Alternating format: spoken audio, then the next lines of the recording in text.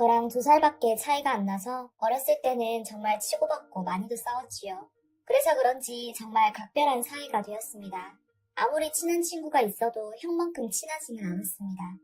그런 저희가 잠깐 사이가 틀어질 뻔한 적이 있었죠. 바로 저희 형수 때문이었습니다. 저희 형수는 저희 대학교 동기였습니다. 형수와 저는 남녀관계를 떠나 정말 친하게 지낸 친구 사이였습니다. 밤새 술 먹고 형수의 자취방에서 단둘이 잠을 잔 적도 있을 정도였으니까요. 물론 아무 일도 없었습니다. 무슨 일이 있었다면 아마 친구 사이가 유지되지 않았을 테니까요. 저와 형수는 누구보다 깔끔한 관계였습니다. 주변에서 형수와 저의 사이를 의심하는 사람들도 있었지만 우리는 누구보다 떳떳했습니다. 그런데 형수가 저희 형을 만나면서 제가 먼저 흔들렸죠. 저는 별 생각 없이 저희 가장 친한 대학 친구인 형수와 저희 인생에서 가장 친한 형을 불러서 같이 술을 한잔 했습니다. 그런데 두 사람이 눈이 맞은 겁니다. 처음에는 둘이 잘 되니까 너무 기분이 좋았습니다. 그런데 가장 친한 사람 둘이 사귀게 되니 기분이 좀 이상했습니다. 질투심 같기도 하고 좀 종잡을 수 없는 기분이었지요. 하루는 제가 술을 먹고 형수에게 평소 하듯이 좀 심하게 놀렸습니다. 원래 우리는 친하니까 그런 장난은 일반적인 것이었죠. 그런데 갑자기 형이 엄청 화를 내는 것이었죠. 저는 솔직히 좀 어이가 없었습니다. 형은 자신의 여자친구이니 제가 이제 친구로 형수를 받아들이면 안 된다는 것이었습니다. 저는 제 친구이고 지금과 똑같이 친구처럼 지낼 거라고 했죠. 우리는 술 기운도 있었고 고집도 있어서 이 일로 멱살까지 잡으며 싸웠습니다. 다행히 술에 많이 취하지 않은 형수가 저희를 말려서 아무 일도 일어나지 않았지만 그렇지 않았으면 주먹 다짐까지 갈 뻔했죠. 저는 제가 사춘기 시절처럼 매사에 삐뚤어진 생각하고 행동하는 것을 발견하고는 사실은 형수를 여자로 좋아했었는데 몰랐던 건가 하는 생각도 들었습니다. 그런데 저는 형수와 친할 때도 다른 여자를 계속 만나고 여자친구를 몇 번 사귀어 봐서 그런 건 아닌 것 같았습니다. 그냥 제가 가장 친한 사람들이 사귀고 그 사람들이 저를 떠난 듯한 느낌이 들어서 그런 거라고 생각했죠. 형과 형수의 사이는 점점 깊어졌고 이제 우리 집도 형수의 존재를 다 알게 되었죠. 대학을 졸업하고 두 사람은 2년 연애 끝에 결혼을 했습니다. 시간이 지나면서 저도 두 사람의 사이를 인정하게 되었고 정말 진심으로 축하해줬습니다. 그리고 결혼한 지 얼마 되지 않아서 사랑하는 조카가 태어났죠. 저도 조카가 너무 귀여워서 매주 주말이면 조카를 보러 형네 집에 들렀던 것 같습니다. 그때 형이 다니는 회사에서 서울에서 회사에 중요한 프로젝트가 생겨서 형이 그 프로젝트 담당자로 참여하게 되었죠. 그래서 형과 형수는 주말 부부를 시작했습니다. 혼자서 독박 육아를 해야 하는 형수가 걱정이 됐는지 형은 저에게 시간 날 때마다 형수를 찾아가 보라고 하였죠. 저는 컴퓨터 프로그래머인데 프리랜서로 일하기 때문에 시간이 조금 자유로운 편이라서 형이 하라는 대로 했죠. 점심시간쯤에 형네 집으로 가서 같이 점심도 먹여주고 조카가 잠들면 제가 자리를 지키고 있고 형수는 잠시 밖에 나가서 바람도 쐬고 했습니다. 어느 날 형수는 저에게 말했습니다. 도련님 진짜 고마워. 도련님 아니었으면 나 정말 우울증 걸렸을 거야. 그런데 매번 와줘서 말동무 해주고 잠깐이지만 우리 아기도 봐주고 남편 없어서 힘들었는데 도련님 때문에 버틸 수 있었어. 나도 상황이 되니까 이렇게 할 수 있었던 거지. 그러니까 너무 고마워할 필요 없어. 저는 오랜 친구가 이렇게 고마워하니 조금 어색했죠. 그리고 그만큼 육아가 힘든 거구나 하고 느꼈습니다. 형도 저에게 매우 고마워했습니다. 그 후에도 저는 시간이 날 때마다 형수를 찾아가 이것저것 챙겨주고는 했습니다. 형이 회사 프로젝트가 끝나고 대구로 돌아와서도 저는 간간히 형수와 시간을 보내기도 했습니다. 그런 어느 날 형수가 저에게 이런 말을 하는 것이었습니다. 요즘 오빠가 좀 이상한 것 같아. 그게 무슨 말이야? 좀 이상하다니. 물론 아이 때문에 부부관계를 안 가진 지 오래되기도 했지만 그냥 밤에 같이 잘 때도 좀 어색한 기분이 들어. 나랑 오빠 사이에 벽이 하나 있는 느낌이야. 그리고 오랫동안 서울에 있다가 왔잖아. 거기서 어떤 일이 있지 않았을까? 그냥 그런 기분이 들어서 형수는 형이 바람난 것이 아닌지 불안해했습니다. 저는 형수를 안심시키면서 말했습니다. 야, 걱정하지 마. 형이 너를 얼마나 좋아하는지 알잖아. 형이 바람 같은 거 필 사람이야? 형 성격 알잖아. 그러자 형수는 자신 없는 듯이 말했습니다. 그런데 요즘 거울 보면 내가 나 같지 않아. 아이 낳고 피부는 푸석하고 육아하느라 관리도 못해서 살은 10kg나 쪘어. 그런데 오빠는 밖에서 젊고 예쁘게 화장한 애들이랑 같이 일하고 있단 말이야. 그것만 생각하면 너무 불안해. 했죠. 형수는 예전의 당당한 모습은 사라졌고 여자로서의 자존감이 많이 떨어진 것 같았습니다. 저는 그날 저녁 형이 일하는 회사로 갔습니다. 그리고 형에게 전화를 했죠. 그런데 형은 지금 회사 동료랑 근처에서 저녁을 먹고 있다고 하면서 다음에 만나자고 하더라고요. 저는 알겠다고 하면서 저녁으로 뭘 먹는지 물어봤습니다. 형은 횟집에 있다고 하였고 저는 전화를 끊었습니다. 저는 왠지 느낌이 좋지 않았습니다. 그리고 형 회사 주변에 횟집을 뒤지기 시작했습니다. 그렇게 10군데 정도를 뒤져서 형을 발견했습니다. 그리고 그곳에는 형은 어떤 여성과 단둘이 회를 먹고 있었습니다. 그 여자는 20대 중후반의 어리고 예쁜 여자였습니다. 저는 형에게 실망감을 느꼈고 형수가 불쌍했습니다. 그런데 곰곰이 생각을 해보니 정말 회사 동료일 수도 있다는 생각도 들었죠. 어떤 것도 확인하기 전까지 형을 의심하면 안 된다는 생각이 들었습니다. 그래서 형이 나오길 기다렸습니다. 1시간 정도 지나자 형이 그 여자와 밖으로 나왔습니다. 저는 형을 따라갔죠. 형은 그 여자를 택시에 태우고 자신도 택시를 잡으려고 하였습니다. 저는 형에게 전화를 걸었죠. 그리고 형에게 말했습니다. 나 지금 형 회사 앞이야. 나랑 잠깐 이야기 좀 하자. 형은 알겠다고 하였고 우리는 치킨집에서 만났습니다. 저는 단도직입적으로 형에게 말했습니다. 미안한데 아까 형이 어떤 여자랑 같이 있는 거 봤어. 그 여자 누구야? 형은 놀라면서 말했습니다. 뭐 그냥 회사 동료야. 회사 동료라고 하기에는 너무 어린 것 같던데. 이번에 새로 들어온 신입사원이야. 그리고 회사 같이 다니면 다 동료지. 뭘 그렇게 따지냐? 저는 타는 속을 맥주로 달래면서 형에게 말했습니다. 내가 지금 무슨 생각으로 이런 거 물어보러 왔는지 알잖아. 그 여자랑 무슨 사이야? 아무 사이 아니야. 정말이야. 진짜야? 그런데 왜 내 눈에는 두 사람 사이가 좀 이상하게 보이는 거지? 내가 너무 오버한 건가? 그러자 형은 맥주를 벌컥벌컥 마시더니 저에게 말했습니다. 이건 믿어줘. 정말 아무 사이도 아니야. 그래서 제가 다시 물었습니다. 형이 솔직하게 다 말하면 난 그대로 다 믿을 거야. 그러니까 솔직하게 말해줘. 형은 저에게 모든 것을 말했습니다. 형이 프로젝트 때문에 지방에 갔을 때 형이 팀장으로 있는 팀으로 그 직원이 새로 들어왔다고 했습니다. 그리고 지방 아무도 없는 곳에서 팀원들끼리만 지내니 같은 팀원들끼리 자연스럽게 친해졌다고 하더라고요. 그리고 그 직원이 신입사원이다 보니까 형은 팀장으로서 이것저것 많이 챙겨줬다고 합니다. 프로젝트가 거의 끝나갈 때 그 여직원이 형을 몰래 부르더니 형에게 좋아한다고 고백을 했다고 합니다. 형은 가정이 있다고 하면서 거절을 하였지만 그 여자는 오피스 와이프도 상관없다면서 적극적으로 형에게 구애를 했다고 했죠. 형은 계속 거절 의사를 밝혔지만 여직원이 너무 막무가내로 달려들어서 자기도 스트레스라고 하더라고요. 오늘도 여직원이 저녁 같이 먹자고 너무 졸라서 같이 밥만 먹어 주었다고 했습니다. 저는 그 말을 듣고 형의 말이 사실인지 거짓인지 정도는 충분히 알 수 있었습니다. 이것은 진실이었습니다. 저는 형에게 말했죠. 형이 말하는 게 사실이라도 형이 단순히 그 여자랑 어떤 관계가 아니라고 해도 형이 그 여자랑 같이 밥을 먹고 그 여자의 그런 어리광 같은 고백을 받아주는 것도 형 잘못이야. 형수 지금 불안한 상태야. 그런데 형이 젊은 여자랑 밖에서 저녁을 먹었다는 거 알면 형수 기분이 어쩌겠어. 형도 회사 동료라서 못되게 못대하는 건 알겠는데 확실하게 끊어야 해. 안 그러면 계속 그럴 거란 말이야. 이 사람도 형에 대한 마음이 더 깊어지기 전에 형이 확실하게 잘라버려야 돼. 저의 말을 듣고 형은 한숨을 푹 쉬면서 말했습니다.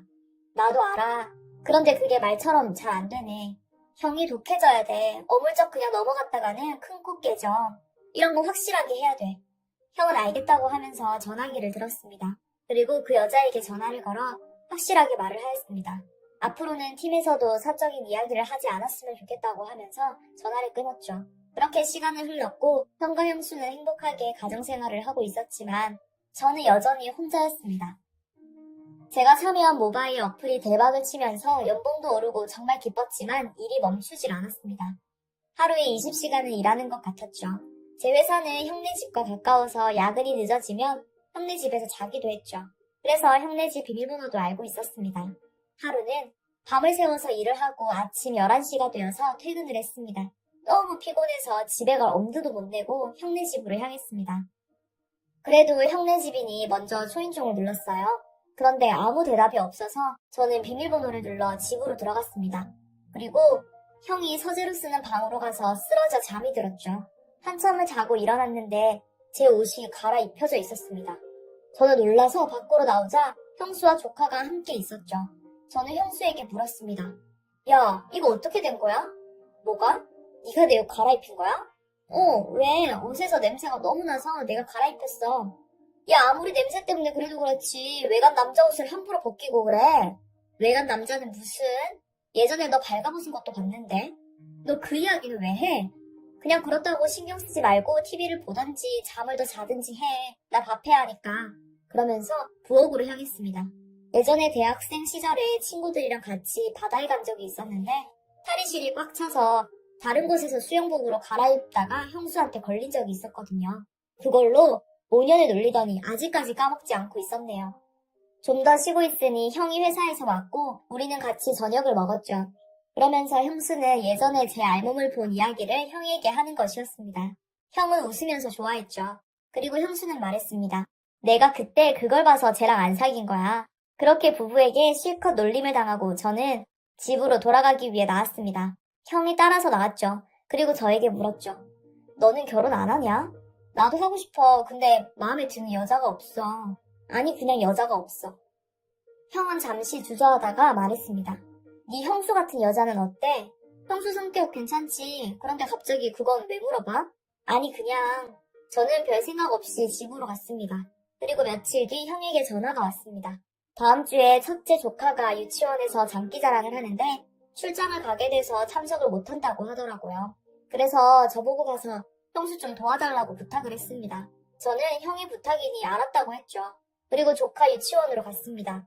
그곳에 가니 아이들의 엄마 아빠가 다 들어와서는 사진도 찍어주고 영상도 찍으면서 아이들과 함께 했었습니다.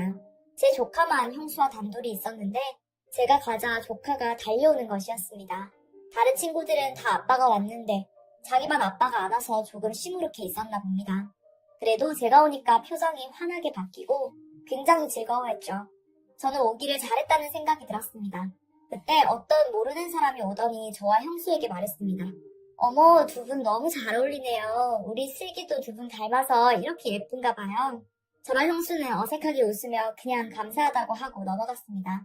유치원 행사가 다 끝나고 저는 형수와 조카와 함께 근처 식당에서 식사를 하고 형네 집으로 갔습니다. 조카는 피곤한지 방에서 잠이 들었고 저는 형수와 커피를 마시면서 좀 쉬고 있었습니다. 그때 형수가 말했습니다.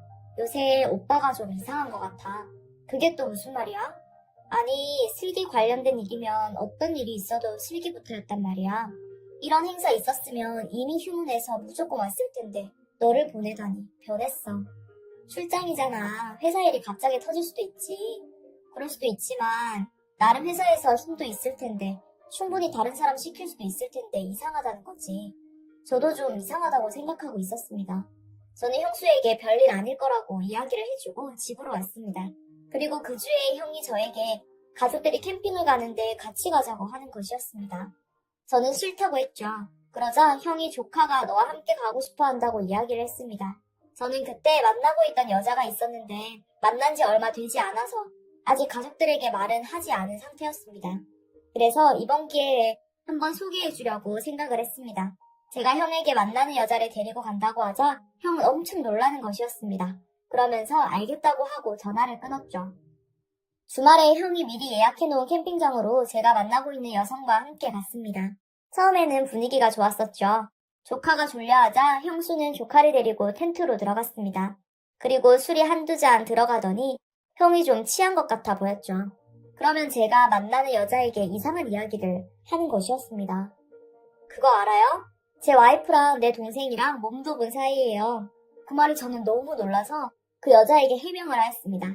아니 그게 형수랑 나랑 대학 친구인데 친구들이랑 같이 놀러 갔다가 사고같이 생긴 일이야. 이상하게 생각하지 마. 그러자 형은 저에게 말했죠. 야 너도 형수 정도면 결혼할 만하다고 했잖아. 저는 너무 어이가 없어서 형에게 이야기하였습니다. 그럼 형이 형수 같은 사람 어떠냐고 물어보는데 거기서 형수 같은 사람이랑 결혼하기 싫다고 하냐? 그렇지만 형은 막무가내였습니다. 아니 분위기를 망치려고 작정한 사람처럼 막말을 했죠. 결국 저는 형을 텐트로 집어넣었고 그 여자는 그날 완전 끝나버렸습니다. 저는 형에게 엄청 화를 냈죠. 그러자 형은 기억이 안 난다면서 저에게 미안하다고 하고 끝이었습니다. 그리고 며칠 후 형에게 연락이 왔죠. 이번 주말에 자기가 바빠서 회사에 출근해야 하는데 조카랑 동물원에 가기로 약속을 했다고 했습니다. 그래서 저보고 대신 가달라고 부탁을 하는 거였습니다. 제가 싫다고 하자 형은 계속 사정을 했습니다. 그래서 결국 승낙을 하고 주말에 형수와 조카와 함께 동물원에 갔다 왔습니다. 처음에는 귀찮았지만 그래도 조카 재롱도 보고 오랜 친구와 함께 시간을 보내니까 재미는 있었죠. 조카와 형수를 집에 바래다 주고 집으로 가려고 하는데 형이 보이는 겁니다. 그런데 형 옆에는 어떤 여자가 있었습니다. 그 여자는 바로 몇 년 전에 형에게 고백을 했었던 그 여자였습니다. 저는 얼른 몸을 숨기고 두 사람을 주시했습니다. 그 여자가 형에게 말했습니다. 오늘도 늦어버렸네요. 이러다가 들키는 거 아닌가 모르겠어요. 걱정하지 마. 회사에 일이 있다고 얘기했으니까 괜찮을 거야. 저는 제 귀를 의심했습니다. 제가 놀라는 사이 두 사람은 헤어져서 형은 집으로 들어갔습니다. 다음날 저는 형수에게 연락을 했습니다. 형수는 일요일인데도 형이 또 출근을 했다고 했습니다. 저는 바로 형의 회사로 갔습니다. 일요일이어서 그런지 문이 굳게 닫혀 있었습니다. 저는 형에게 전화를 걸었죠. 형은 전화를 받지 않았습니다. 저는 형이 바람을 피운다는 확신이 섰습니다. 다음날 저는 형을 만나러 형의 회사에 갔습니다. 형이 회사 앞에서 그 여자와 택시를 잡는 것을 보았습니다. 저도 택시를 잡고서 쫓아갔습니다. 택시는 병원으로 들어갔고 병원 안에서 저는 형을 놓쳐버리고 말았습니다. 그런데 바람을 핀다는 사람들이 함께 병원으로 왔다면 목적지는 뻔하다고 생각했습니다. 저는 산부인과로 달려갔습니다. 산부인과에 도착해서 형과 그 여자를 찾았지만 둘 다 그곳에 없었습니다. 저는 병원 안에 뒤졌지만 결국 형을 찾지 못했습니다. 그리고 저는 다시 형의 회사로 갔지만 형과 그 여자는 돌아오지 않았습니다. 마음이 참 복잡했습니다. 그때 형에게 전화가 왔습니다. 주말에 함께 여행을 가자고 하는 것이었습니다. 저는 싫다고 했지만 형은 계속 같이 가자고 했습니다. 그래서 저는 차라리 이 기회에 형에게 물어보기로 생각하고 알겠다고 했습니다. 주말이 되었고 형은 저희 집에 왔죠. 그런데 조카가 보이지 않았습니다. 형수가 조카는 친정에 맡겼다면서 오늘 셋이 재밌게 놀자고 하더군요. 산이 보이는 펜션에 자리를 잡고 낮부터 저희 셋은 술을 마시기 시작했습니다. 공기 좋은 곳에서 옛날 이야기를 하며 술을 마시다 보니까 기분도 좀 풀어지고 술이 점점 취하기 시작했습니다. 옆에서 형수도 같이 술을 마시고 있어서 형이 그 여자에 대해서 물어보지 못하고 있었습니다. 형수가 취했는지 먼저 휘청거리면서 펜션으로 들어갔습니다.